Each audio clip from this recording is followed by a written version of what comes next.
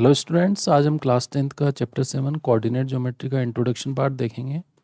और new NCERT book से जितने भी क्वेश्चंस हैं उनसे रिलेटेड जितने भी कॉन्सेप्ट्स यहाँ पे काम आ रहे हैं उन सबको हम वन बाय वन स्टडी करेंगे। तो हम फर्स्ट पार्ट से डिस्कस करते हैं इंट्रोडक्शन। उसमें आपको दो पार्ट्स मेजरली दिखेंगे पूरे चैप्टर में। One is distance formula and second is section formula. तो कोई भी दो पॉइंट्स आपको गिवन है, फॉर एग्जांपल फर्स्ट पॉइंट आपको ए एक पॉइंट गिवन है that is x1 comma y1 and B आपको एक पॉइंट गिवन है that is x2 comma y2। आपको इन दोनों पॉइंट्स के बीच में डिस्टेंस निकालने का काम करना पड़ेगा। तो एक हम इस वाले पार्ट पे कंसंट्रेट करेंगे जहाँ पे हम डिस्टेंस फाइंड करेंगे। एंड सेकंड, आप जब भी दो पॉइंट्स को कनेक्ट करते हैं, एक पॉइंट आपका ए x1 कोमा y1 हो गया एंड बी पॉइंट आपका x2 कोमा y2 हो गया। यहाँ पे इन दोनों लाइंस के बीच में इन्फानाइट पॉइंट्स हैं जो इसको किसी रेशियो में डिवाइड कर रहे हैं। तो फॉर एग्जांपल हम एक पी पॉइंट ले लेते हैं। यहाँ पे एक पॉइंट होगा पी एक्स कोमा वाई जो ये किसी रेशियो में डिवाइड कर रहा होगा, दैट विल बी m1:m2। तो हमें ये टोटल जितनी भी चीज़ें दी हुई है x1 y1 x2 y2 xy m1 m2 इनसे रिलेटेड जहाँ पे भी हमारे डिस्कशन की बात होगी that will B section formula से रिलेटेड जो क्वेश्चंस होंगे वो हम इस पार्ट में डिस्कस करने वाले हैं, दैट इज कोऑर्डिनेट ज्योमेट्री का जो सेक्शन रहेगा। तो हम फर्स्ट डिस्टेंस फॉर्मूला स्टडी करेंगे, सेकंड हम सेक्शन फॉर्मूला स्टडी करेंगे और फिर वहाँ इंपॉर्टेंट पॉइंट्स देखेंगे कि कौन कौन से पॉइंट्स हमें ध्यान में रखने चाहिए जिससे हम चैप्टर को ज़्यादा आसानी से सोल्व कर पाएँ। फर्स्ट आपको ये ध्यान रखना है कि डिस्टेंस बिटवीन टू पॉइंट्स, कभी भी अगर किसी क्वेश्चन में आपको इस तरीके से दो पॉइंट्स दिए हुए हैं, मान लीजिए फर्स्ट पॉइंट ए है that will be x1 comma y1 and second point है B that is x2 comma y2। तो इन दोनों पॉइंट्स के बीच में जो डिस्टेंस होगी वो डिस्टेंस होगी under root of x2 minus x1 whole square plus y2 minus y1 whole square. तो इसी को हम डिस्टेंस फॉर्मूला बोलते हैं। तो एक तो आपको ये याद रखना है, एक इसका दूसरा फॉर्मेट भी याद रखिए बिकॉज कभी कभी ऑब्जेक्टिव में कंफ्यूज करने के लिए आपको दूसरा फॉर्मेट दे देता है।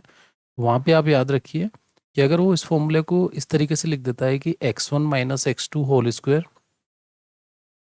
Plus y1 minus y2 whole square, तब भी आपका सेम ही आंसर आएगा बिकॉज आप जानते हैं कि वहाँ पे केवल उसने नेगेटिव कॉमन लिया और नेगेटिव का होल स्क्वायर पॉजिटिव होता है। तो अगर इन दोनों फॉर्मूले में से आप कोई भी काम में ले रहे हैं तब ठीक है, कोई इशू नहीं है। तो दोनों फॉर्मूले में से अगर आपको कोई भी ऑब्जेक्टिव क्वेश्चन में पूछ लेता है कि which of the following will be distance formula, आप दोनों में से किसी को भी टिक कर सकते हो। वैसे आपको क्वेश्चन में एक ही ऑप्शन दिया होगा इन दोनों में से। तो आपको ये ध्यान रखना है, सबसे पहला कोई भी दो पॉइंट्स दिए हैं उनके बीच में हम डिस्टेंस फाइंड कर सकते हैं with the help of distance formula. Second, आपको ये भी ध्यान रखना है अगर किसी पॉइंट पी, मान लीजिए एक पी पॉइंट दिया हुआ है आपको that is X comma Y और इसका हमें अगर ओरिजिन से डिस्टेंस निकालना है, ओरिजिन को हम ओ ले लेते हैं दैट विल बी 0,0। तो आप उसका डायरेक्टली याद रखिए कि distance will be under root of X square plus Y square. तो जो भी आपका पॉइंट होगा ओनली आपको उसके एब्सिस एंड ऑर्डिनेट का होल स्क्वायर करना होगा और उनका सम करके आपको स्क्वायर रूट निकालना होगा, आपको डिस्टेंस ऑटोमेटिकली मिल जाएगी। तो आपको डिस्टेंस फॉर्मूला में दो फॉर्मेट याद रखने हैं, one is distance between two points and second is distance of a point from origin. तो ये दोनों फॉर्मूलाज आपको लर्न करने हैं। हम नेक्स्ट पार्ट में डिस्कस करते हैं कि कौन कौन से कॉन्सेप्ट हमें और याद रखने हैं। कभी भी किसी क्वेश्चन में डिस्टेंस फॉर्मूला में अगर आपको कोई पॉइंट लेना है, फॉर एग्जांपल क्वेश्चन में मेंशन किया गया है कि point on x axis, point on x axis, बहुत सारे क्वेश्चन में आपको गिवन होगा कि आपको पॉइंट ऑन एक्स एक्सिस का बारे में बताया गया है। वो पॉइंट जो आप लोगे that will be X comma zero. तो उस पॉइंट को आपको अज्यूम करना है that point will be X comma zero because हम जितने कम वेरिएबल में काम करेंगे उतना ही कम हमें इक्वेशंस का ज़रूरत होगा। तो आप वहाँ पे अलग से वाई वेरिएबल मत लीजिएगा एक्स कोमा वाई, क्योंकि एक्स एक्सिस पे जितने भी पॉइंट्स होते हैं उन सबका वाई ऑटोमेटिकली जीरो होता है। सेकंड, आपको क्वेश्चन में बोला जा सकता है कि आपको point on Y axis question में गिवन हो सकता है। अगर आपको point on X Y axis अगर अज्यूम करना है दैट विल बी 0,y, आप इस तरीके से अज्यूम कर सकते हैं। थर्ड, आपको अगर कोई भी एनी पॉइंट की बात की गई है तो कोई भी पॉइंट अगर आपको अज्यूम करना है तो उस पॉइंट को आप अज्यूम कर सकते हैं that will be X comma Y. तो ये कुछ कुछ चीज़ें, छोटी छोटी चीज़ें हमें पता होना चाहिए क्वेश्चन में कि किस तरीके से हम अज्यूम करके उस क्वेश्चन को आसान बना सकते हैं, तो आपके लिए ज़्यादा हेल्पफुल रहेगा। नेक्स्ट पार्ट आपको ये पता होना चाहिए कि आपसे पूछा जाएगा कि कोलिनियर पॉइंट का क्या कॉन्सेप्ट होता है। तो कभी भी कोलिनियर पॉइंट्स चेक करने के लिए हमें 3 पॉइंट्स दे देगा। तो मान लीजिए आपको कोई भी जैसे ए एक पॉइंट दे दिया, बी एक पॉइंट दे दिया एंड सी एक पॉइंट दे दिया आपको, और बोलेगा कि check whether these points are collinear और नॉट। तो आपको सबसे पहले क्या करना है, आपको 3 डिस्टेंसेस निकालनी है। अब वो आप ए बी बी सी और ए सी से 3 डिस्टेंसेस निकाल सकते हैं। तो उन डिस्टेंसेस को हम नाम दे देते हैं कि एक डिस्टेंस है D1, एक डिस्टेंस है D2 और एक डिस्टेंस है D3। आप 3 पॉइंट्स के बीच में 3 डिस्टेंसेस निकाल सकते हो, एक ए बी, एक बी सी और एक ए सी। अगर किसी भी डिस्टेंस का सम, अभी हमें नहीं पता है कि उसका ऑर्डर ए बी सी ही होगा, अगर किसी भी एक डिस्टेंस का सम, या तो आपको ये वाला पार्ट मिल जाएगा जहाँ पे D2 प्लस D3 आ रहा है, या फिर आपको ये भी हो सकता है कि D2 equals to D1 plus D3 मिल रहा है, या फिर ये भी हो सकता है कि आपका D3 equals to D1 plus D2 मिल रहा है। तो आप 100% उन तीनों पॉइंट्स को क्या बोल सकते हो, कॉलिनियर पॉइंट्स बोल सकते हो। अभी हमें नहीं पता है कि ए बी सी का ऑर्डर यही रहेगा, बट अगर हम ए एंड बी के बीच के डिस्टेंस को D1 D2 D3 से, ए बी को आप D1 ले लो, बी सी का D2 ले लो और ए सी का D3 ले लीजिए, कोई भी एक डिस्टेंस अगर बाकी दो के सम के इक्वल है, इसका मतलब 100% these points will be collinear. आप सिंपल सा एक एग्जांपल भी ले सकते हैं। मान लीजिए आपको 3 पॉइंट्स दिए हुए हैं A B and C. For example ये टोटल आपको 5 मिल गया और ये आपका 2 एंड 3 आ रहा है। तो ये ओनली तभी पॉसिबल है जब आपको ए बी 2 मिल रहा है, बी सी 3 मिल रहा है और आपको टोटल साइड 5 मिल रही है। इसका मतलब 100% ये कंडीशन तभी फॉलो होगा जब 30 पॉइंट्स विल बी कॉलिनियर। तो आपको कुछ भी नहीं करना है, 3 पॉइंट्स चेक करने हैं। आप तीनों पॉइंट्स के बीच के डिस्टेंस निकाल के उनको D1 D2 D3 अज्यूम कर लीजिए। कोई भी एक डिस्टेंस अगर बाकी दो के सम के इक्वल है, 100% these points will be collinear. तो हमें कॉलिनियर का कॉन्सेप्ट याद रखना है। तो this is concept of collinear. तो कोलिनियर पॉइंट्स में आपको याद रखना है, फॉलो कर रहा है तो कोलिनियर्स होंगे, नहीं कर रहा है तो नॉन कोलिनियर पॉइंट्स होंगे। नेक्स्ट पार्ट में हम डिस्कस करते हैं। नेक्स्ट पार्ट में आपको ट्राइंगल से रिलेटेड क्वेश्चन पूछे जाएंगे जहाँ पे डिस्टेंस निकाल के आपको प्रूव करना होगा। तो अगर आप एक फॉर एग्जांपल अगर आप किसी भी एक ट्राइंगल में वर्क कर रहे हैं और ट्राइंगल में आपको तीनों साइड्स इक्वल मिल रही है, मान लीजिए आपने ए बी सी एक ट्राइंगल पे वर्क करना स्टार्ट किया और आपको मिल रहा है A B equals to B C equals to C A. आप इजीली निकाल सकते हैं distance between A and B, distance between 2 points, B C distance between 2 points, C A distance between 2 points. तो अगर ये तीनों आपको इक्वल मिल रहा है तो 100% वो जो ट्राइंगल होगा आपका, that will B equilateral triangle. तो वो जो ट्राइंगल आपका होगा that will B equilateral triangle. Second, अगर किसी क्वेश्चन में आप एक ट्राइंगल को साइड्स निकाल रहे हैं, डिस्टेंस बिटवीन 2 पॉइंट्स निकाल रहे हैं सारे पॉइंट्स के बीच में, और कोई भी दो साइड्स इक्वल आ जाती है। अब वो कोई भी दो साइड्स हो सकती है। फॉर एग्जांपल या तो आपका A B equals to B C हो जाएगा and that is not equals to C A, या फिर ये भी हो सकता है कि ए बी और ए सी इक्वल आ जाए and not equals to B C हो जाए, या फिर ऐसा भी हो सकता है कि बी सी और ए सी इक्वल आ जाए and not equals to A B आ जाए। तो अगर इनमें से कोई भी कंडीशन फॉलो हो रहा है तो 100% आपको मेन काम क्या करना है, ए बी बी सी और सी ए निकालना है। अगर दो साइड्स इक्वल आ रही है, इसका मतलब वो जो ट्राइंगल्स होगा that will B isosceles triangle. Next part, आपने तीनों साइड्स निकाली किसी ट्राइंगल की, और आपने तीनों साइड्स निकालने के बाद देखा, मान लीजिए ए है, this is B, this is C. तो ए बी का वैल्यू बी सी के भी इक्वल नहीं है एंड ना ही सी ए के इक्वल है, मतलब तीनों साइड डिफरेंट है। तो वो जो ट्राइंगल होगा that will B scalene triangle. And last triangle जिसमें हम बात करते हैं, अगर आपने कभी भी, अगर एक साइड का एक स्क्वायर, मतलब एक साइड को हम हाइपोटेनस ले लेते हैं जो सबसे लार्जेस्ट साइड होगी, उसका आपको perpendicular square plus base square का सम मिल रहा है। फॉर एग्जांपल थोड़ी देर के लिए मैं यहाँ पे अज्यूम कर लेता हूँ, मान लीजिए ए है, ये बी है और ये सी है। आपका ये राइट एंगल है अगर आपको कोई भी एक साइड, मान लीजिए अभी हम ए बी स्क्वायर को हाइपोटेनस ले लेते हैं, वो आपको बी सी स्क्वायर प्लस ए सी स्क्वायर के सम के इक्वल मिल रही है, तो 100% वो जो होगा वो कैसा होगा, राइट एंगल ट्राइंगल होगा आपका। तो हमें बस ये करना होता है कि आप ए बी निकाल लीजिए, बी सी निकाल लीजिए, सी ए निकाल लीजिए। अभी इस कंडीशन में हमारा ए बी हाइपोटेनस है, बट आपको इस पे फोकस नहीं करना है कि ए बी हाइपोटेनस होगा। आप 3 साइड्स निकाल लीजिए, सबसे लार्जेस्ट साइड का स्क्वायर बाकी दो के स्क्वायर्स के सम के इक्वल है, इसका मतलब 100% पाइथागोरस फॉलो हो रहा है और वो राइट एंगल ट्राइंगल होगा। इस तरीके से हमें डिफ्रेंशिएट करना है ट्राइंगल्स के बेसिस में। अब हम नेक्स्ट पार्ट डिस्कस करते हैं। नेक्स्ट पार्ट में क्वाड्रिलेटरल से रिलेटेड पॉइंट डिस्कस करेंगे। क्वाड्रिलेटरल में मेनली हम 4 क्वाड्रिलेटरल पे फोकस करेंगे। सबसे पहले हम 2 पार्ट्स ले रहे हैं, वन इज स्क्वायर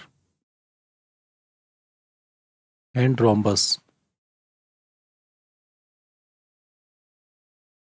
अगर हम एक क्वाड्रिलेटरल बनाते हैं, फॉर एग्जांपल मैं एक क्वाड्रिलेटरल बना लेता हूँ यहाँ पे, तो अब मुझे जैसे वर्टेक्स दिए होंगे मुझे, तो ए बी सी डी, तो this will be A, this will be B, this will be C and this will be D. मान लीजिए आपको चारों साइड्स इक्वल मिल रही है, तो यहाँ पे A B equals to B C equals to C D equals to D A आपको मिल रहा है। यहाँ पे भी आपको यही मिल रहा है, A B equals to B C equals to C D equals to D A. अब जब आपको चारों साइड्स आपने निकाली, चारों साइड्स इक्वल आ रहे हैं, तो आपके पास 2 चॉइसेस होगी, one is square and second is rhombus. आपको पता करना है कि वो स्क्वायर कैसा होगा और वो रोम्बस कैसे होगा, आपको इन दोनों में डिफरेंशिएट करना पड़ेगा। इसके लिए आपको डायगोनल निकालने पड़ेंगे। तो अगर आपका ए सी डायगोनल का वैल्यू भी बी डी के इक्वल आ रहा है, तो 100% वो स्क्वायर को रिप्रेजेंट करेगा। जो मैं A B B C C D D A C B D लिख रहा हूँ, ये सब डिस्टेंस बिटवीन 2 पॉइंट्स को रिप्रेजेंट करते हैं। अगर आप रोम्बस के केस में आएंगे, there will be A C is not equals to B D. तो on the basis of diagonal हम डिस्कस करेंगे, that will be a square और एन रोम्बस। हमें ध्यान रखना है। इसी तरीके से हम रेक्टेंगल और पैरेललोग्राम में भी फोकस करेंगे। पैरेललोग्राम में क्या है,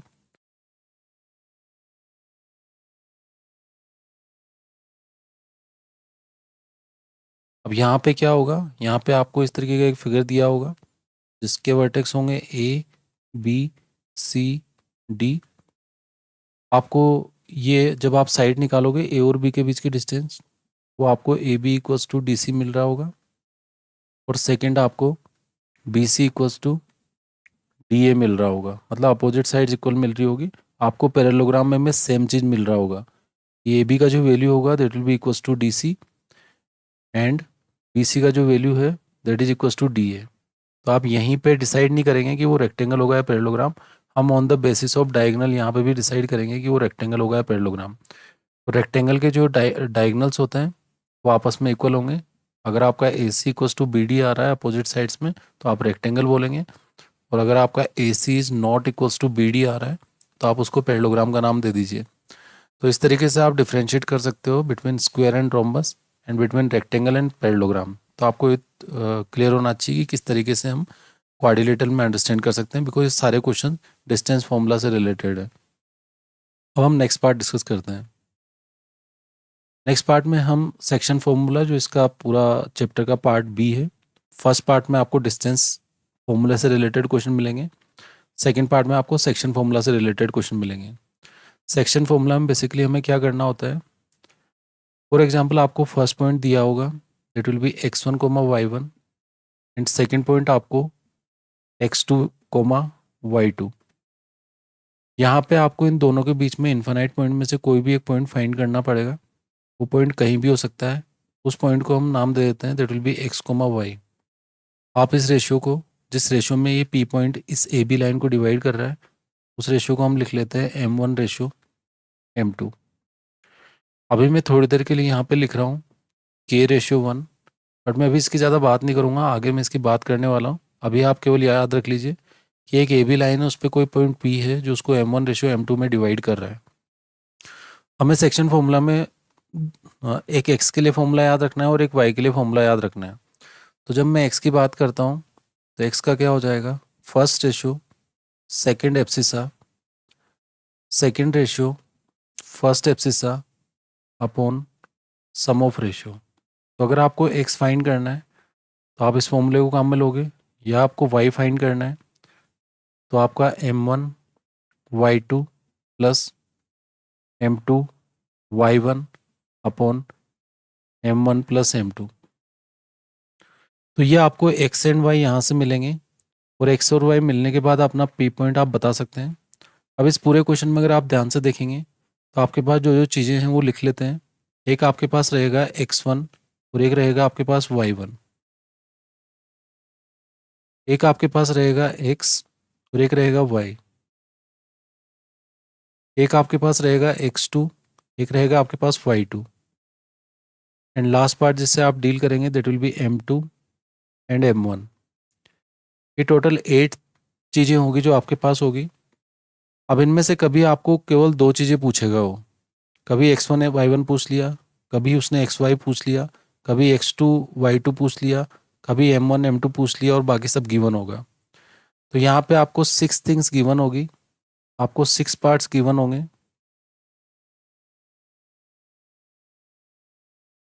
एंड 2 पार्ट्स आपको फाइंड करने पड़ेंगे। बट आपको फॉर्मूला यही काम में लेना है, जिसको हम सेक्शन फॉर्मूला बोलते हैं। आपको फॉर्मूला यही काम में लेना है, x लिखेंगे आप, y लिखेंगे, आपको जो जो गिवन है उन सबकी वैल्यू सब्स्टिट्यूट करेंगे, और जो आपके अननोन क्वांटिटीज होगी आपको उनको डील करके फाइंड करना है। तो एक कैलकुलेटिव पार्ट बच जाएगा। आपको ये ध्यान रखना है कि सेक्शन फॉर्मूला होता क्या है, m1 x2 plus m2 x1 upon m1 plus m2, and y equals to m1 y2 plus m2 y1 upon m1 plus m2। आपको इस तरीके से डील करना आना चाहिए सेक्शन फॉर्मूला से। टोटल 8 थिंग्स है, उसमें से 6 गिवन होती है, एंड 2 पार्ट्स आपको फाइंड करने होते हैं। वो आप हम जब क्वेश्चन डिस्कस करेंगे, जब हम 1 बाय 1 रिलेट करेंगे यहाँ से। अब हम नेक्स्ट पार्ट डिस्कस करते हैं। सेक्शन फॉर्मूला का ही एक पार्ट है mid point formula. Section formula के साथ क्या हुआ, आपको फर्स्ट पॉइंट गिवन होगा that will be x1 comma y1, second point आपको गिवन होगा that will be x2 comma y2। आपको मिड पॉइंट निकालना है। मिड पॉइंट का मतलब ये है कि ऐसा कोई पॉइंट निकालना है जो इसको 1:1 में डिवाइड कर रहा हो। तो हमें पता है कि इस फॉर्मूले में m1 की वैल्यू 1 हो गई है, m2 की वैल्यू 1 हो गई है। तो अगर मैं अपना सेक्शन फॉर्मूला लिखता हूँ तो x का जो वैल्यू होगा that will B m1 x2 plus m2 x1 upon m1 plus m2। अगर आप इन सबकी वैल्यू यहाँ सब्स्टिट्यूट करोगे तो x की जो वैल्यू मिलेगी आपको, x विल बी m1 का वैल्यू 1 हो गया, m2 का वैल्यू 1 हो गया, तो x का वैल्यू मिलेगा x1 प्लस x2 अपॉन 2। इसी तरीके से अगर आप y का वैल्यू फाइंड करेंगे तो y का वैल्यू भी with the help of section formula आप इजीली फाइंड कर सकते हैं।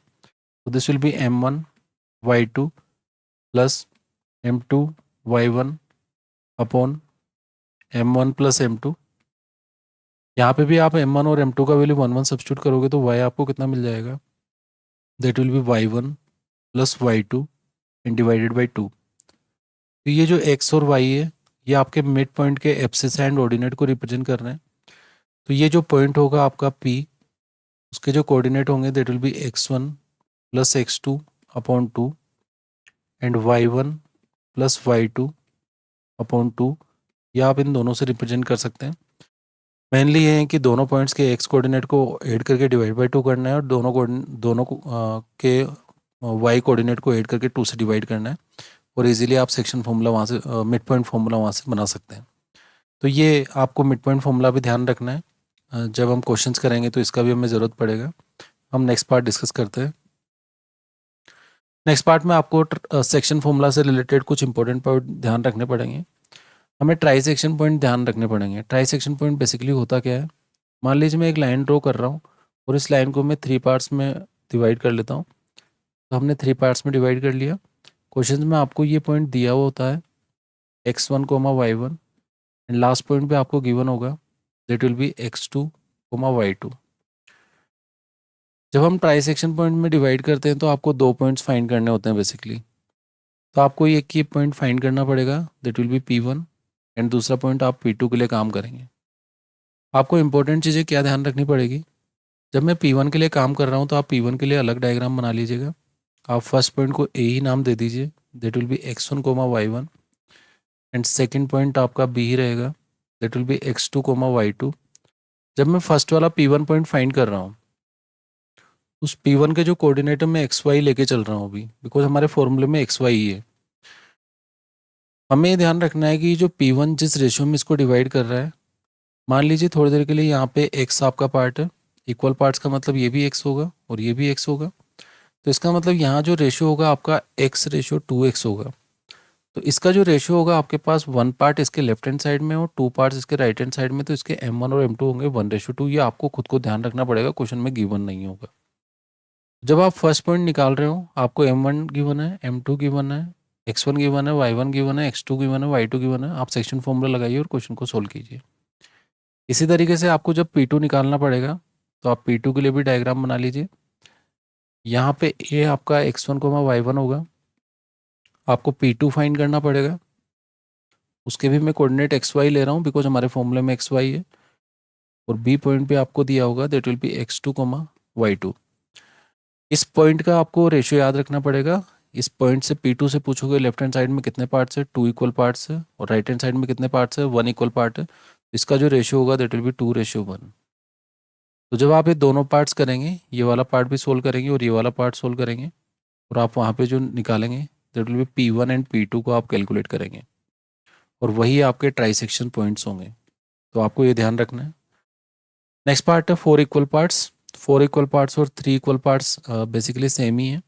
अगर आप 4 इक्वल पार्ट्स में फाइंड कर रहे हैं, तो आपको ए गिवन होगा that will be x1 comma y1, B आपको गिवन होगा that will be x2 comma y2। आपको 3 पॉइंट्स फाइंड करने पड़ेंगे बिकॉज अगर 3 इक्वल पार्ट्स में डिवाइड करना है तो 2 पॉइंट्स, और 4 इक्वल पार्ट्स में डिवाइड करना है तो 3 पॉइंट्स। तो एक P1 फाइंड करना पड़ेगा, एक P2 फाइंड करना पड़ेगा, और एक P3 फाइंड करना पड़ेगा। हम P1 को फाइंड करेंगे तब भी हम उसको XY लेंगे। तो जब हम P1 के लिए कैलकुलेशन कर रहे हैं, तो हम उसको XY लेके चलेंगे, और उसका जो रेशियो है उसको हम लेके चलेंगे। P1 से पूछा जाएगा कि लेफ्ट हैंड साइड में कितने पार्ट्स है, that will be there will be 1 part, and right hand side में कितने पार्ट्स है, 3 पार्ट्स। तो उसका जो m1 और m2 का रेशियो होगा दैट विल बी 1:3। जब आप P2 से पूछोगे तो P2 के कोऑर्डिनेट भी हम XY लेके चलेंगे। अगर आप इसका रेशियो देखना चाहते हो तो आपको मिलेगा 2:2, बिकॉज उसके लेफ्ट हैंड साइड में भी 2 पार्ट्स है एंड राइट हैंड साइड में भी 2 पार्ट्स है। तो 2:2 को बेसिकली हम 1:1 ही लेके चलते हैं। तो आप यहाँ मिड पॉइंट फॉर्मूला भी लगा सकते हैं P2 निकालने के लिए। जब हम P3 निकालते हैं तो P3 को भी हम सेक्शन फॉर्मूला में XY की तरह ही लेके चलेंगे। इसके लिए जो हम रेशियो काम में लेंगे दैट विल बी, इसके लेफ्ट हैंड साइड में 3 पार्ट्स हैं, तो ये 3 पार्ट्स को रिप्रेजेंट करेगा और ये 1 पार्ट को। मतलब आप P1 के लिए अलग कैलकुलेशन करेंगे, P2 के लिए अलग कैलकुलेशन करेंगे, और P3 के लिए अलग कैलकुलेशन करेंगे। जब आप P1 को कैलकुलेट कर रहे हैं तो आपका m1 और m2 1 एंड 3 है। जब आप x1 y1 आपको गिवन होगा, x2 y2 गिवन होगा, तो आपको ओनली सिंपल सेक्शन फॉर्मूला लगाना है और क्वेश्चन को सोल्व करना है। ये आपको ध्यान रखना है। तो हमने अभी ट्राइसेक्शन पार्ट की बात की है और 4 इक्वल पार्ट्स की बात की है। अब हम नेक्स्ट पार्ट डिस्कस करते हैं। नेक्स्ट पार्ट में आपको कभी कभी क्वेश्चन में बोला जाएगा कि इंटरसेक्टेड बाई एक्स एक्सिस, और कभी कभी बोला जाएगा इंटरसेक्टेड बाई वाई एक्सिस। इन पॉइंट्स में आपको क्या करना है, मेनली सबसे पहले आपको फर्स्ट एंड लास्ट पॉइंट तो दिया होगा। तो फॉर एग्जांपल ये पॉइंट आपको x1 कोमा y1 दिया हुआ है, एंड सेकंड पॉइंट आपको x2 कोमा y2 दिया हुआ है। अगर कोई भी एक्स एक्सिस से आ रहा है और इसको इंटरसेक्ट कर रहा है, तो आपको पहले ही बता दिया गया है कि एक्स एक्सिस के पास जो पॉइंट्स होते हैं वो x कोमा 0 होते हैं। तो ये जो भी पॉइंट होगा वो क्या होगा, x कोमा 0। अब हमें जब भी ये एक्स एक्सिस इंटरसेक्ट कर रहा है या वाई एक्सिस इंटरसेक्ट कर रहा है या कोई भी अदर लाइन भी इंटरसेक्ट कर रही है, यहाँ सेकंड वाले पार्ट में क्या हो रहा है, यहाँ पे आपका वाई एक्सिस आ रहा है, और वाई एक्सिस पे जो पॉइंट होते हैं that will be 0 comma Y. आपको ए पॉइंट दिया होगा that will be x1 comma y1, आपको बी पॉइंट दिया होगा that will be x2 comma y2। अब हमें इस क्वेश्चन को सोल्व करने से पहले हमें जो जो चीज़ें चाहिए, हमें एक पॉइंट मिल गया है दैट विल बी p, और ये भी आपका p होगा। अब हमें ध्यान रखना है कि जब भी इस टाइप का क्वेश्चन पूछा जाता है तो आप m1 m2 से भी सोल्व कर सकते हैं, बट अगर आप अपने रेशियो को k:1 ले लेंगे तो ज़्यादा आसान तरीके से सोल्व हो जाएगा। इसीलिए मैंने जब सेक्शन फॉर्मूला स्टार्ट किया था तो मैंने वहाँ साइड में k:1 भी लिया था। अगर आपको नॉर्मल क्वेश्चन से अलग कोई भी क्वेश्चन दिया हुआ है जिसमें intersected by X axis, intersected by Y axis या इंटरसेक्टेड बाय अनदर लाइन, इस तरीके का पार्ट दिया हुआ है, आप अपने रेशियो को k/1 ले लीजिए और आप इजीली उसको अ, अब आपके पास सेकंड एक और चीज़ ध्यान रखिएगा, जब आप इस वाले पार्ट को सोल्व कर रहे हैं, अब आपका मेन काम क्या है, आपको रेशियो पूछा जाता है बेसिकली। जब रेशियो पूछा जाएगा तो आप इसमें वाई वाला पार्ट काम में लीजिएगा सेक्शन फॉर्मूला का। क्यों? क्योंकि वो जीरो है। तो आप यहाँ पे जो काम लोगे वो लोगे Y equals to m1 y2 plus m2 y1 upon m1 plus m2। अब ये अलग से फॉर्मूला आपको याद नहीं रखना है, ओनली आप m1 की जगह कितना सब्स्टिट्यूट करेंगे। देखो ये तो पार्ट जीरो हो जाएगा, m1 का वैल्यू कितना है k, y2 आपको गिवन होगा, m2 कितना है 1 और y1 आपको गिवन होगा क्वेश्चन में, अपॉन m1 प्लस m2। इस पार्ट को आप क्रॉस मल्टीप्लिकेशन करके आप इजीली k का वैल्यू फाइंड कर सकते हैं और वो ज़्यादा आसान होगा आपके लिए m1 m2 के बजाय। इसी तरीके से नेक्स्ट वाले पार्ट में मैं जिस सेक्शन को काम में लूँगा रेशियो निकालने के लिए, वो एक्स कोऑर्डिनेट को काम में लूँगा। एक्स कोऑर्डिनेट का फॉर्मूला क्या होता है, m1 x2 plus m2 x1 upon m1 plus m2। अब आपको पता है एक्स कोऑर्डिनेट तो जीरो है, तो ये जीरो हो जाएगा। m1 कितना है k, साथ में कितना आएगा x2 प्लस m2 कितना है 1, this will be x1 upon कितना आएगा m1 plus m2। m1 plus m2 तो क्रॉस मल्टीप्लाई जीरो के साथ होके जीरो हो जाएगा और k की वैल्यू आप इजीली यहाँ पे फाइंड कर सकते हैं। हम अलग से कोई फॉर्मूला नहीं बनाने वाले, ओनली हम प्रोसीजर सीख रहे हैं किस तरीके से क्वेश्चन को सोल्व करेंगे। तो इस तरीके से आप इंटरसेक्टेड बाय एक्स एक्सिस या इंटरसेक्टेड बाय वाई एक्सिस या इंटरसेक्टेड बाय एनी लाइन, आप इस तरीके से वर्क करेंगे जहाँ पे k/1 से आपका क्वेश्चन ज़्यादा आसान हो जाएगा। नेक्स्ट पार्ट, आपको मिड पॉइंट फॉर्मूला से रिलेटेड भी कुछ पॉइंट्स ध्यान रखने चाहिए। एक पैरेललोग्राम से रिलेटेड क्वेश्चन काफ़ी बार रिपीट होता है, तो आपको ये ध्यान रखना है कि पैरेललोग्राम की एक प्रॉपर्टी आपको ध्यान रखना है कि पैरेललोग्राम के जो डायगोनल होते हैं, तो मान लीजिए मैं एक पॉइंट बना रहा हूँ ABCD और मैं इनको कोऑर्डिनेट दे देता हूँ x1 y1, ये हमारे पास है x2 y2, ये हम ले रहे हैं x3 y3 and last point ले रहे हैं हम x4 y4। आपको ये ध्यान रखना है कि जो इन दोनों का मिड पॉइंट होगा डायगोनल का और इन दोनों का मिड पॉइंट होगा वो बिल्कुल एग्जैक्टली सेम होगा। एग्जैक्टली सेम का मतलब क्या है, आप मिड पॉइंट का एक्स कोऑर्डिनेट इधर से निकालो या इधर से निकालो, दोनों सेम आएंगे। आप मिड पॉइंट का वाई कोऑर्डिनेट इधर से निकालो या इधर से निकालो, दोनों सेम आएंगे। इसका मतलब आपको क्या रिलेशन याद रखना है, आपको ये याद रखना है कि x1 plus x3 upon 2 is equals to x2 plus x4 upon 2।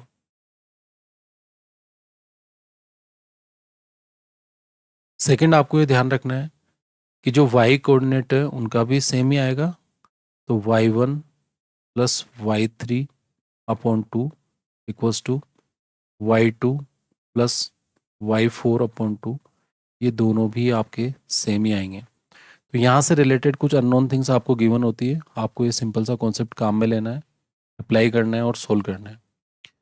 Next part, आपको डायमीटर ऑफ सर्कल से रिलेटेड भी क्वेश्चन पूछा जाता है।